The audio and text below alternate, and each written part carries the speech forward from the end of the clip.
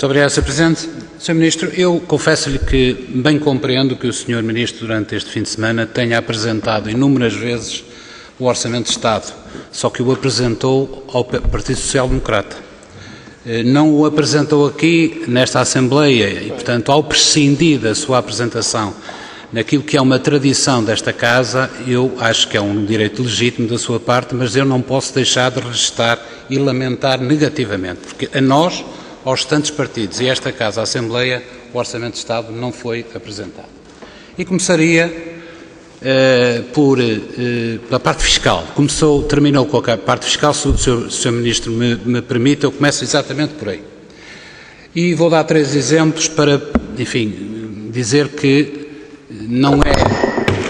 não constitui uma iniciativa tão justa as questões fiscais do Governo. Vamos lá ver.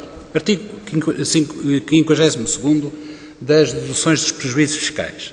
O Governo, em vez de aceitou a proposta do PCP do ano passado da redução para 4 anos.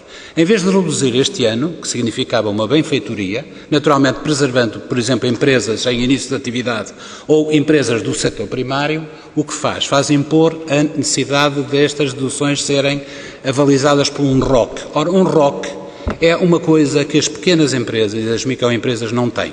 O que é que significa isto, senhor? Mas as médias e as grandes, todas elas têm.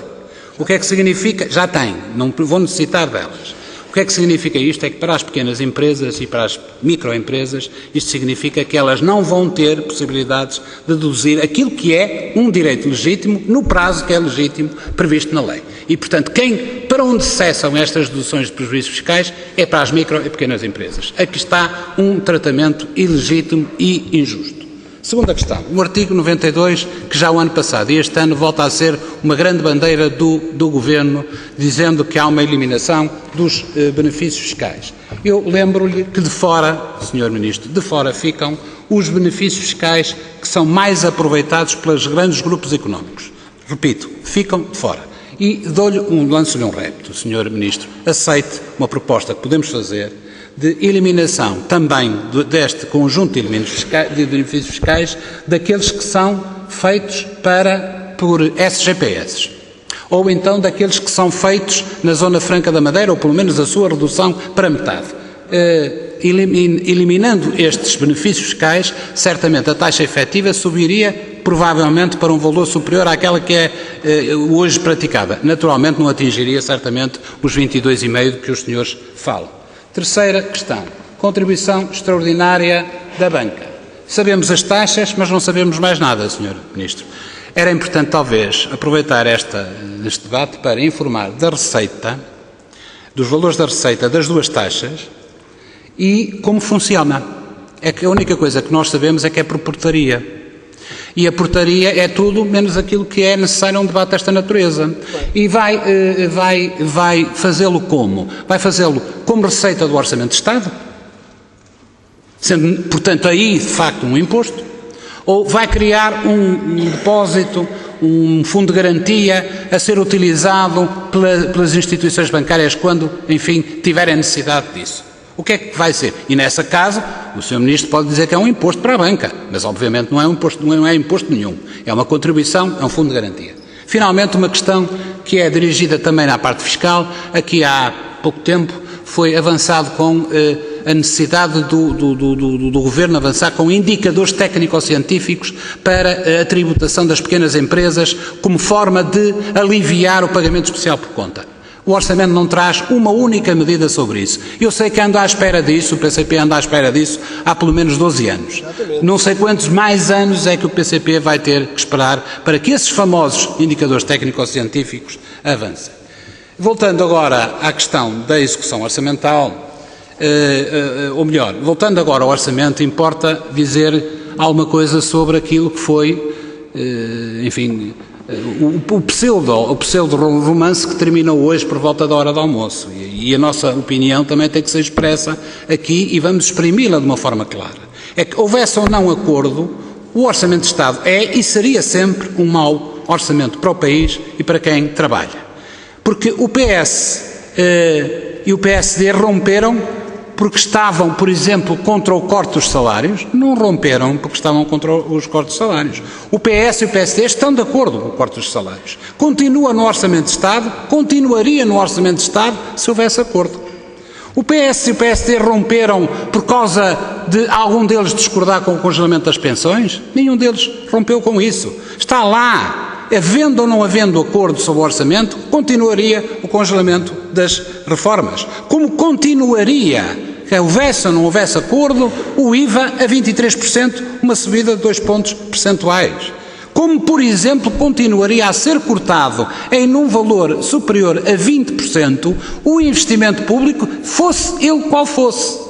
E não estou a falar das parcerias público-privadas, como é evidente. Estou a falar do investimento público de proximidade, que também tem um fator essencial, sobretudo num período desta natureza. E é obviamente que o PS nem o PSD não romperam hoje ao meio-dia nenhuma negociação por causa de discordâncias sobre a política de privatizações. Elas lá estão e vão lá continuar a estar, haja ou não haja acordo. Naturalmente, Sr. Ministro, não é de um orçamento com o acordo do PSD ou sem acordo do PSD que o país precisa. De facto, há alternativas. Os senhores conhecem alternativas, elas são públicas, da parte do PCP, expressas em 20 propostas amplamente divulgadas de que o senhor tem conhecimento. Que, aliás, fazia uma coisa interessante e importante que importa recordar neste momento, Sr. Ministro, é que não aumentava a tributação fiscal sobre os trabalhadores, não aumentavam o IVA, não aumentavam as deduções fiscais substancialmente. Pelo menos as deduções de saúde e de educação não aumentavam.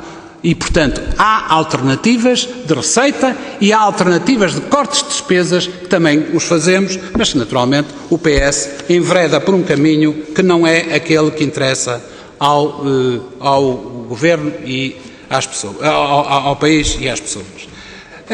Eu não posso deixar de falar sobre a execução orçamental. Construí a minha intervenção necessariamente ao contrário. E sobre a utilização de receitas extraordinárias que o senhor e o seu governo andou anos e anos a dizer que nunca utilizaria. Portanto, um primeiro comentário que eu queria que me fizesse era sobre isto. Um segundo comentário é como é que o governo aceita a integração de um fundo que é de uma empresa privada, qual a dimensão dos encargos futuros, onde é que estão expressas a evolução dos encargos futuros com este fundo de pensões.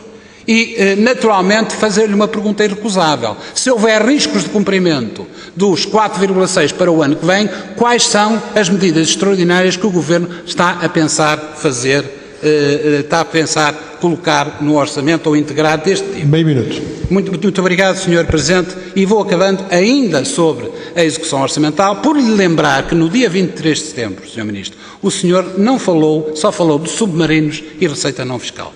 Não falou de transferências para as autarquias, de SCUTs, nem do Serviço Nacional de Saúde. Hoje disse-nos que havia 1.700 milhões de euros no conjunto destas rúbricas. E a minha pergunta é, quanto cada um? Quanto é que é derivado das SCUTs, da receita não fiscal, das transferências para as autarquias e regiões autónomas e para o Serviço Nacional de Saúde? Nós gostávamos de saber, em valores absolutos, quanto é que vale isto.